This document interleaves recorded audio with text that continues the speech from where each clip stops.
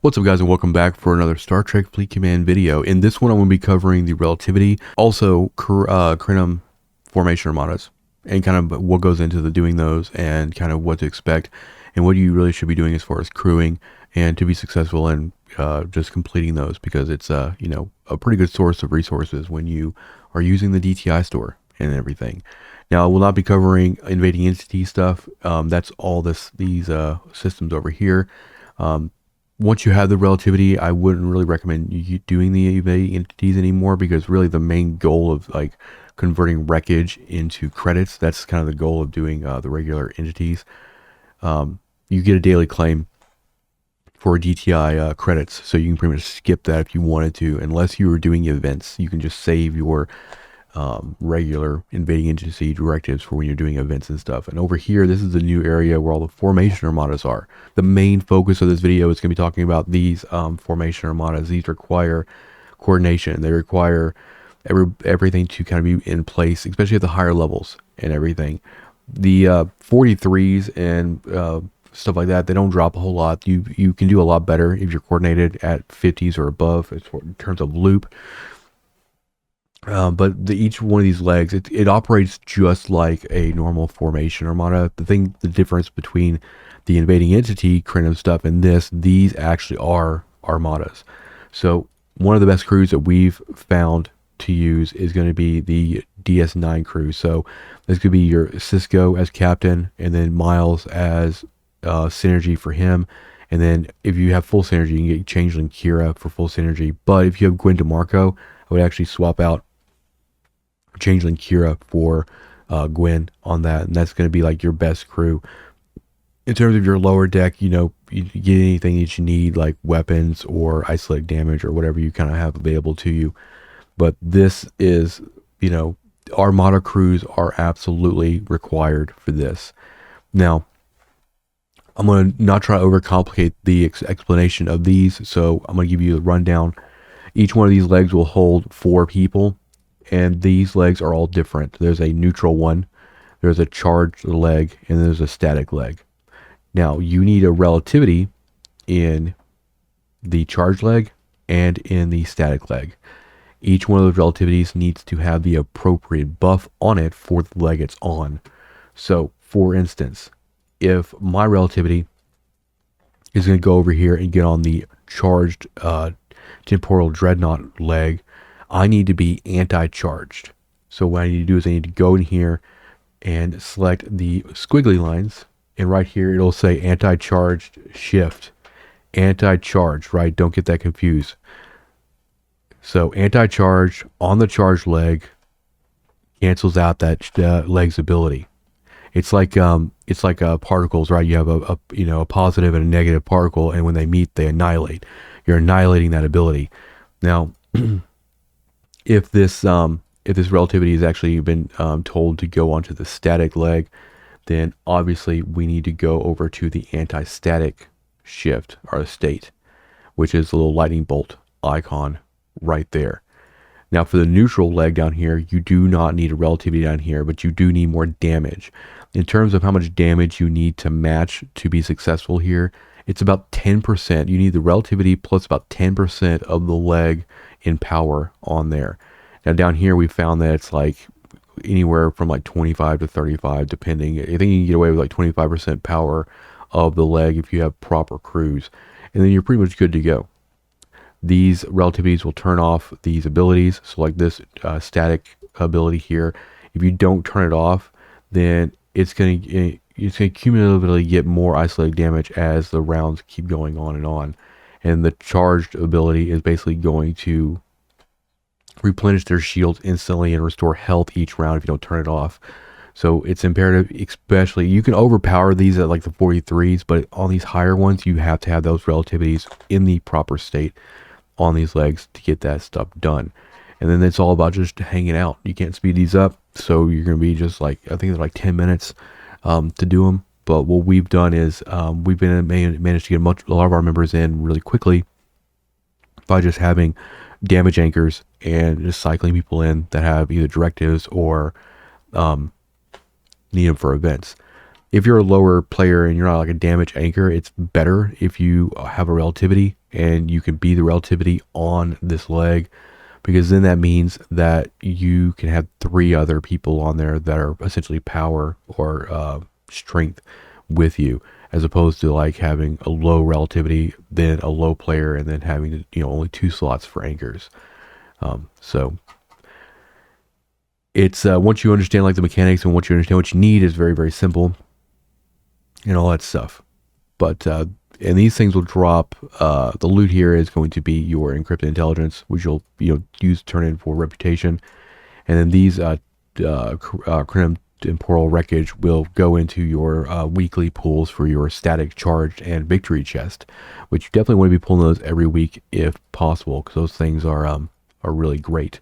Let's go ahead and talk about the Relativity and the faction store. The faction store is amazing when it comes to this ship. Now, this ship basically fixes, or hopes to fix, the reputation issue and the credit issue. Now, if you're buying BPs in your faction store for your ships, then you need a good source of faction credits. So that is what this is pretty much good for. So every day we will get temporal incursion directives here. We also get DTI requisition forms, which I still claim these, but you don't have to use exocomps anymore. So if you put the Relativity in like the invading entity super weapons, you don't have to actually activate these anti-static and anti-charge exocomps anymore, because the as long as you have the appropriate state set on the Relativity, then you will not need to have this consumable. And then you have a daily claim for reputation. This will scale as your reputation goes up and stuff. I tend to try to save all of my main focus is actually credits, so I try to save all of my charged credits for faction turn in, and then I usually use all of my static credits for reputation and things like that. You also have claims here for the formation directives. These things are very hard to come by. They're not plentiful, just like the other directives. You don't want to be wasting them, so you don't want to be just like you want to kind of know what's going on with the formation armadas before just firing them off, because the events that we've had around these are very lucrative. So you want to make sure you're using them wisely. And then this is your encrypted exchange, where you take encrypted intelligence and turn it into Federation points. I'm just saving up this stuff right now, so when I unlock the other 2, I can kind of just get caught up on some of those other reputations. You also have formation, static, charge, and victory chest. These are upgraded because I have the Relativity. But normally these would only have, without the Relativity, that have like encrypted intelligence and DTI credits. But when you have the Relativity, you get essentially the ship parts, the research, Seska shards, and strand of Krenim hair. That's for the static one. And these are on like a 5-day cooldown. And then you have the charged one, which is the same thing, but charged credits. And then the charged parts and charged research and Seska and artifact stuff. And then the victory chest will have your like right now it shows the G4 uncommon, G4 rare, G4 epic, also more credits and galactic acclaim. So these are kind of like a 1 week pulls that you can do. You have to be really kind of careful with your credits, because you want to have a stockpile when you're running the Relativity. And then down here you have the exchanges for your static capacitor, your charge capacitor. This will allow you to upgrade and tier up, and these will scale as you tier up and everything. And then you have Seska, charging and pool, as well as Syndicate XP. Syndicate XP, it gets a lot better when you get to Chief Detective, which I'm a few days out from. I'm holding off on that as well, but this is one thing I'm actually turning in right now. This scales as well. If I do a full pull on Federation credits, then I get like 9,800 a day. That takes like a little bit less than 500 charge credits to get that every day. So that's why I'm always making sure I got charge credits saved up. I'm also using static credits for DTI security access cards. This is what's going to be used to actually increase the building, which I'll talk about and show you the bonuses for that. There are also chests in here where you can get export credits. And then there's also one for rare epic export credits, using credits as well. And then also a daily, or you can actually just pull Leslie and Hugh sources out of here too. And then there's another chest here for Khan and Leslie as well. And these are some pretty good officers to like get you started on invading entities.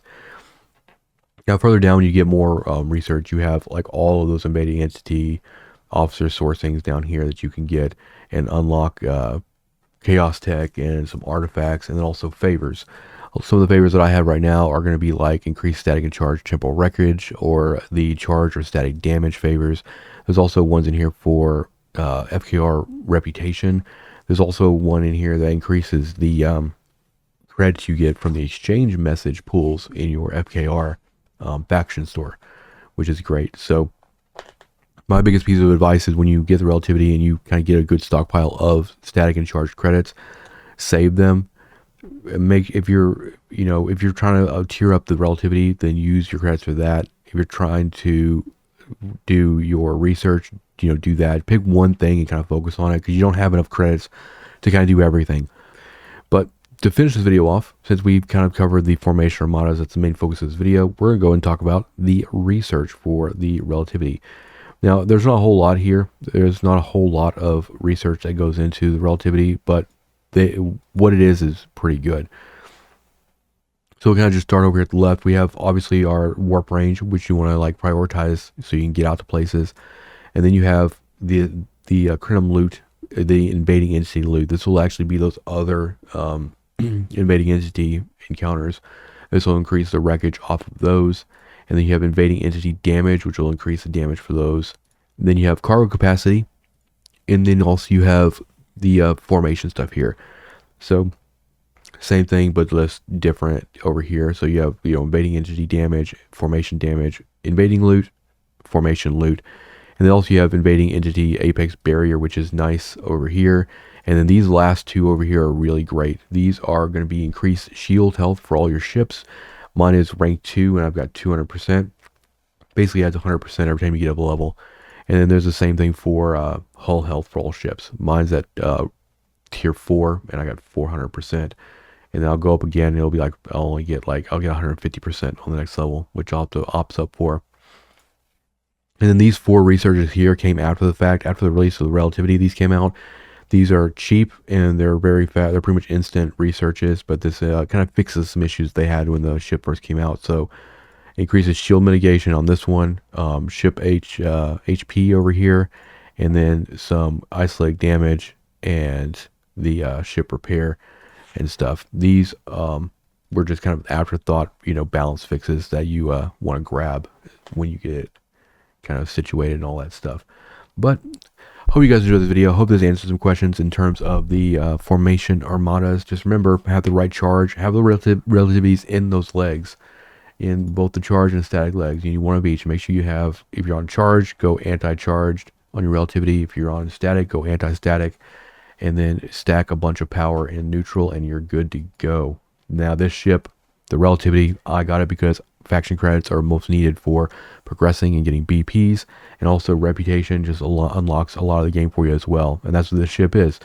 Outside of the Krenim stuff, this ship is going to be your fix for a daily source, a weekly source of faction credits, syndicate XP, officer sourcing for invading entity guys, and all that good stuff. Thank you guys for watching. Hit the like button, hit the subscribe button, and I'll see you in the next one. Peace out.